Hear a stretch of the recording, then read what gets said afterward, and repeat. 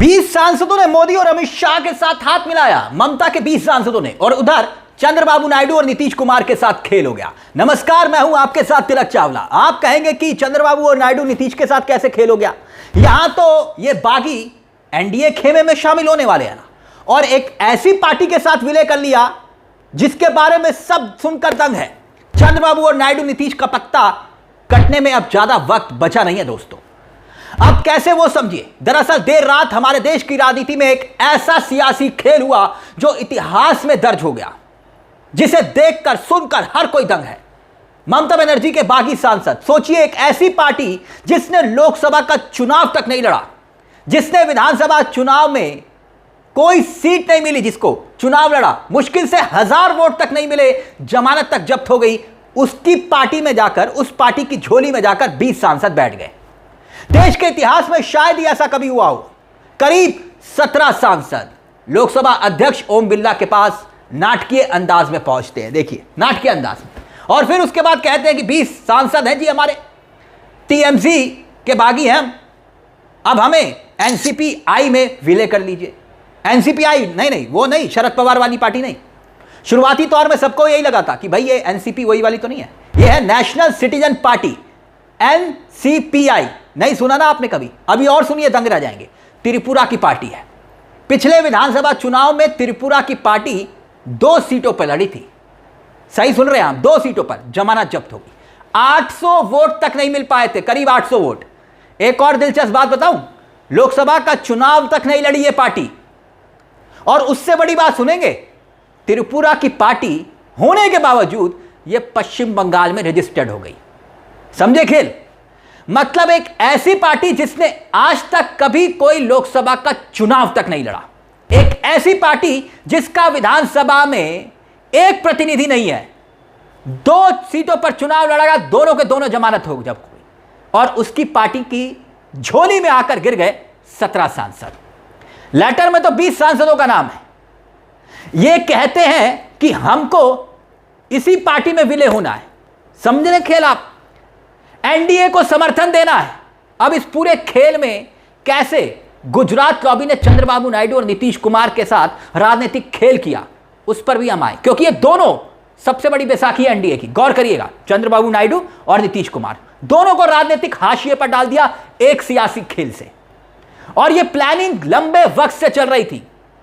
पहले एक पार्टी बनाई गई, जैसे शेल कंपनियां बनती ना दोस्तों, शेल कंपनियां, वैसे ही एक पार्टी बनी, त्रिपुरा वाली पार्टी। 20 सांसदों को उसमें विलय हो गया। और आप जानते ही हैं, अगर नहीं जानते तो सुनिए, 2023 में यह पार्टी बनी। 2023 में, मतलब यह खेल क्या 2023 से शुरू हो चुका था? 26 में आकर उसको अंजाम दिया गया।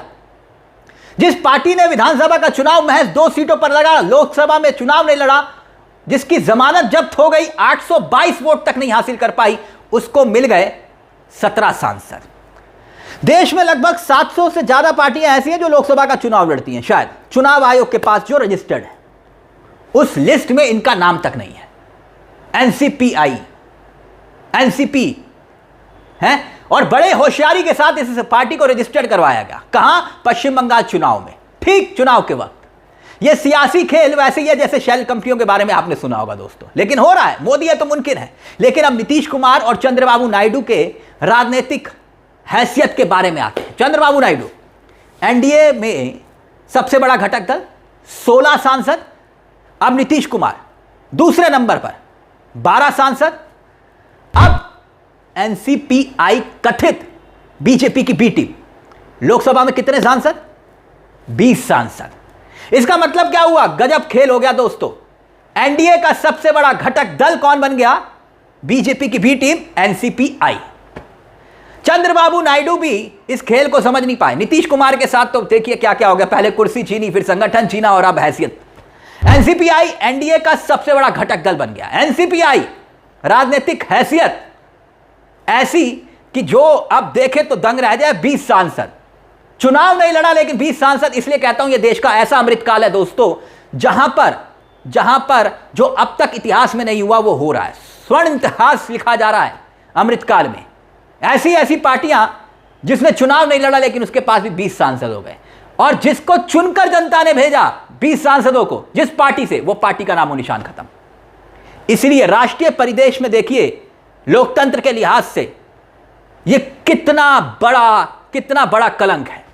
लेकिन खैर यह राजनीतिक खेल है और इस एक तीर से दो निशाने, एक तो ममता बनर्जी की राजनीतिक हैसियत खत्म, आपके 28 में से 20 सांसद टूट गए, और अब दूसरी तरफ राज्यसभा के सांसद टूटना, 3 सांसद इस्तीफा दे चुके, विधायक टूट गए, 60 विधायकों ने पलटी मार ली। यानी एक राजनीतिक तौर पर देखें तो पार्टी लगभग खत्म। मोदी है तो मुमकिन है और हो रहा है। पार्टी का चुनाव चिन्ह, कब खेल खत्म होगा ममता बनर्जी का पार्टी का चुनाव चिन्ह, यह लगाइए कि महज कुछ वक्त मिला है, कुछ वक्त मिला है। और उधर नीतीश कुमार पहले तो मुख्यमंत्री की कुर्सी छीनी और अब संगठन, और संगठन के बाद हैसियत। चंद्रबाबू नायडू के बारे में कहा जाता है दोस्तों कि हर 2 महीने में दिल्ली का दौरा इनका तय होता है। बार्गेनिंग पावर वो लगभग खत्म, डिमांडिंग पावर लगभग खत्म, और एक संकेत संदेश अगर मगर किंतु परंतु किया तो आपकी पार्टी भी चंद्रबाबू नायडू जी ठीक वैसे ही खत्म होगी जैसे ममता बनर्जी और नीतीश कुमार की खत्म। और चिराग पासवान, सोचिए दोस्तों, ये चिराग पासवान जैसे नेताओं के लिए भी एक सबक, एक सीख है, एक चेतावनी, एक धमकी है कि भाई 5 सांसद ही तो हैं, शुक्र मनाओ कि 5 सांसद बचे हुए हैं। क्या भरोसा टीएमसी के जब 20 टूट सकते हैं तो चिराग पासवान के पास तो सिर्फ 5 सांसद हैं। 5 सांसदों की पार्टी, चुटकी बजाते ही ईडी और सीबीआई ये खेल कर सकती है। ऐसे में इन सहयोगियों की नींद हराम है। जो कल तक मोदी और अमित शाह जिंदाबाद के नारे लगाते थे, वो अब रातों को सो नहीं पा रहे कि क्या पता अगला नंबर उन्हीं की पार्टी का हो। अब फिलहाल तो नेशनल सिटीजन पार्टी 20 सांसद चले गए, लेकिन अभी भी इनका मन नहीं भरा है दोस्तों।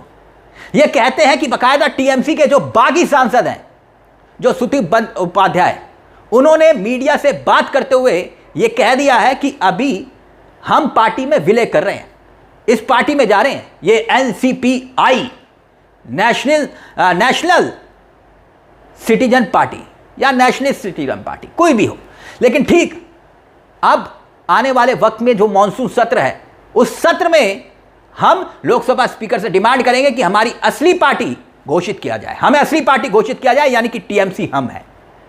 अब सोचिए दोस्तों, ममता बनर्जी के हाथ में पार्टी कब तक रहेगी कोई नहीं जानता। सिंबल अभी तक है, लेकिन कब रहेगा टेम्परेरी समझ लीजिए मामला। बीजेपी ने 2 बड़े खेल खेल दिए। ममता बनर्जी की राजनीतिक हैसियत खत्म कर दी, नीतीश कुमार से लगभग पार्टी और कुर्सी छीन ली, और चंद्रबाबू नायडू की बार्गेनिंग पावर खत्म कर दी। अब सबसे बड़ा दल कौन सा बना? एनसीपीआई। मोदी है तो मुमकिन है। शेल कंपनियां सुनी होंगी, अब शेल पार्टियां भी देख लीजिए। यह है खेल, अमृतकाल इसे ही कहते हैं। इस पूरे मुद्दे को लेकर आपकी क्या राय है दोस्तों? अपनी राय हमें कमेंट बॉक्स जरूर दीजिएगा। मुझे तिलक चावला को दीजिए इजाजत। एक छोटी सी दरख्वास्त, चैनल को सब्सक्राइब करना मत भूलिएगा। मंच आप ही का है, जहां हम सिर्फ खबर नहीं दिखाते, खबर के पीछे की खबर भी बताते हैं। नमस्कार, जय हिंद, जय भारत।